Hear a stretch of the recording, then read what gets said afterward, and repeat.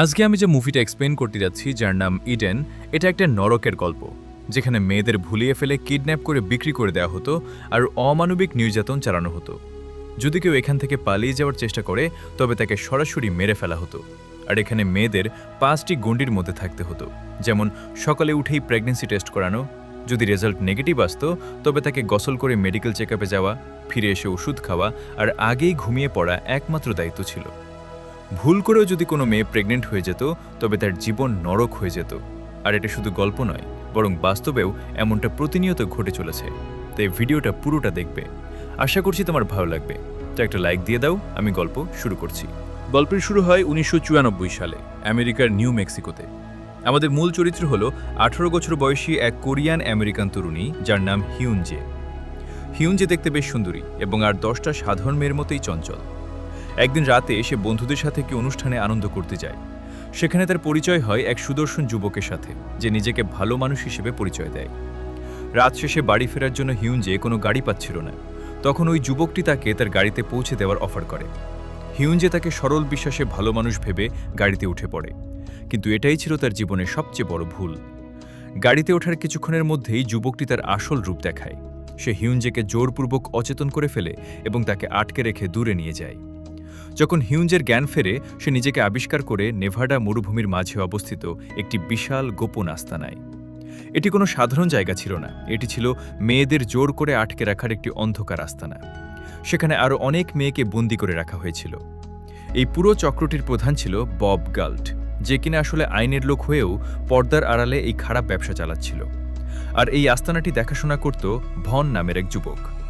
আস্তানায় আনার পর Bob Galt হিউনজের নাম বদলে রাখে ইডেন।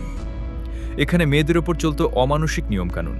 প্রতিদিন তাদের বিভিন্ন পরীক্ষা করানো হতো, জোর করে বিভিন্ন ইঞ্জেকশন দেওয়া হতো এবং পায়ে ট্র্যাকিং ডিভাইস পরিয়ে রাখা হতো যাতে কেউ পালাতে না পারে। তাদের দিয়ে জোরপূর্বক বিভিন্ন আপত্তিকর কাজ করানো হতো। ইডেন প্রথম থেকেই এই পরিস্থিতি মেনে নিতে পারেনি। প্রথম যখন তাকে একজন কাস্টমারের কাছে পাঠানো হয়, সে সুযোগ বুঝে সেই কাস্টমারকে আক্রমণ করে এবং সেখান থেকে পালানোর চেষ্টা করে, কিন্তু দুর্ভাগ্যবশত সে ধরা পড়ে যায়। শাস্তিস্বরূপ ভন তাকে নির্মমভাবে মারধর করে এবং সারা রাত বরফ ভর্তি একটি টাবের মধ্যে হাতকড়া দিয়ে ডুবিয়ে রাখে। এই ঘটনার পর ইডেন বুঝতে পারে এখান থেকে জোর করে পালানো অসম্ভব। যদি তাকে বেঁচে থাকতে হয় তবে তাকে বুদ্ধি খাটাতে হবে। সে নিজের ভাগ্যকে মেনে নেওয়ার ভান করে এবং এই নরকে টিকে থাকার জন্য একটি নতুন পরিকল্পনা করে। ইডেন সিদ্ধান্ত নেয় সে আর কাস্টমারদের সাথে ঝামেলা করবে না, বরং সে ভন এবং বব গাল্টের বিশ্বাস অর্জন করবে। সে তাদের প্রতিটি নির্দেশ চুপচাপ মেনে চলতে শুরু করে। ধীরে ধীরে ভন তাকে পছন্দ করতে শুরু করে এবং অন্যান্য মেয়েদের চেয়ে ইডেনকে একটু বেশি সুযোগ সুবিধা দিতে থাকে।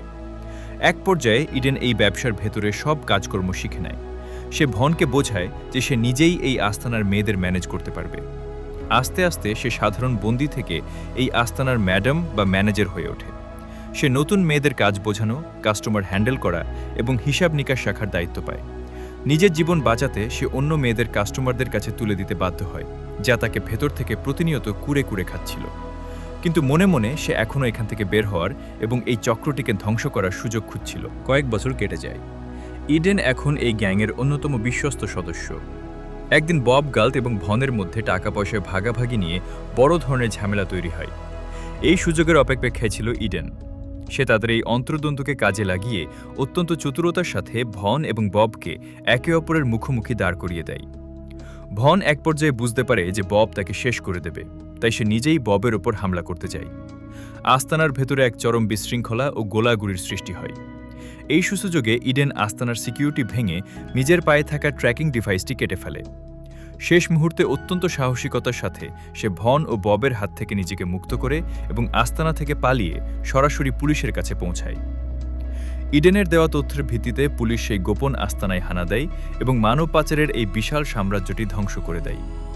উদ্ধার করা হয় বাকি মেয়েদের। প্রায় 2 বছর নরক যন্ত্রণা সহ্য করার পর ইডেন অবশেষে তার পরিবারের কাছে ফিরে পায় নিজের স্বাধীনতা। মুভিটি শেষে জানানো হয় এটি আসলে চং কিম নামের এক কোরিয়ান আমেরিকান নারীর বাস্তব জীবনের লড়াইয়ের গল্প, যিনি পরবর্তীতে মানব পাচারের বিরুদ্ধে একজন বড় সমাজকর্মী হয়ে উঠেছিলেন।